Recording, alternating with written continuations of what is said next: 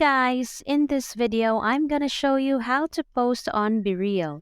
So let's get into it. First of all, open your BeReal app. As you can see here, we have the option in order to start discovering content, we would need to post a BeReal.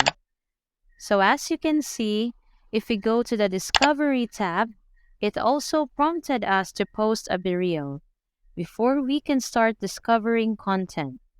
So let's tap on Post a BeReal. As you can see, we have 2 minutes to snap a picture. BeReal needs access to the camera, so let's allow the option to access camera.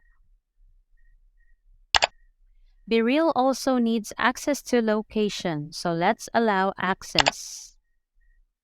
Alright, so once you've taken your BeReal, you need to press the shutter. And then you could set it to friends only or everyone. You could also share your location or save your BeReal on the device. Select Send when you're ready to post your BeReal. And that's all for this video, guys. If this video was helpful, please give us a like. And don't forget to subscribe to our channel so you don't miss out our new uploads. Thanks for watching, and I will see you in the next one.